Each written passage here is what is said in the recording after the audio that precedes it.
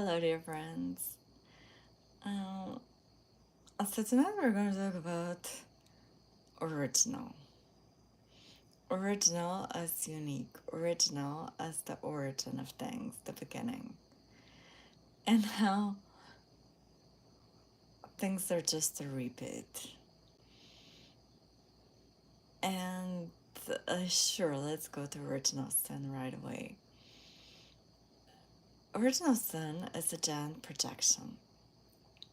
Man, ashamed of his desire and the inability to control it, projects this on woman, his own shame that he cannot handle and deal with, and the realization that he's not all good.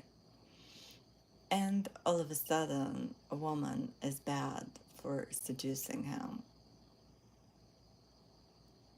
And the whole of humanity lives under this cloud of darkness and unworthiness, shaming sexual energy as a whole, shaming the feminine, which is the origin of life, and in this way shaming our life force. And then we're wondering what's wrong and why all of these wars and why all that greed and all that ego running amok. Because we're going against ourselves. But now it's a time of transition and the veil is being lifted and we're remembering once again and bringing things into balance, and the feminine is rising and remembering the sacredness of life, the sacredness of our sexuality and sexual energy, and the whole meaning of duality and returning back to wholeness, realizing that we contain everything within and that we all have tendencies towards bad impulses and things that can get us in trouble. But by becoming conscious of that, we can be in control of those urges. And our desires, instead of lower desires that get us in trouble, can be channeled and become higher desires towards returning back to source and merging all seeming opposites.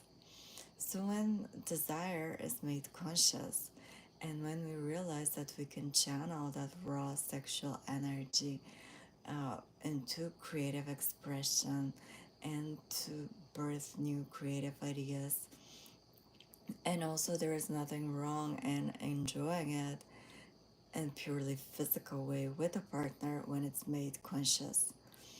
And how beautiful that can be when the two partners honor each other and the sexual energy that flows between them, and they really go into experiencing it with no expectation and no rush towards an end, but simply allowing that energy to flow, allowing this energy to bring pleasure and enrich both of them and infuse anything that they wish to create. Um, then it's a completely different experience. And then we can walk around Earth and be in harmony with the animal self and the higher self and see God in everyone and be able to appreciate beauty yet not be bloodthirsty to possess it.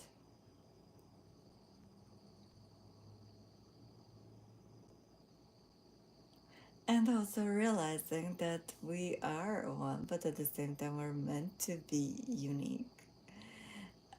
And everybody is allowed to exist on Earth, and we're not gonna like everyone's expression, but we can focus on what we do enjoy and fill more of our world with it, and simply be curious and staying open for all these different expressions to exist because there's a need for everyone and everything. And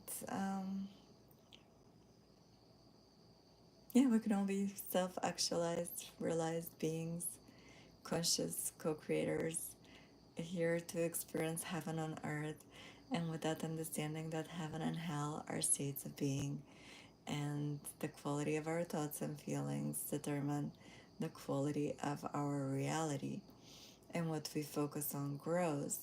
So, the more we focus on the things that we appreciate in the world, the things that we enjoy, things that we love, same with ourselves, the more those things grow and expand.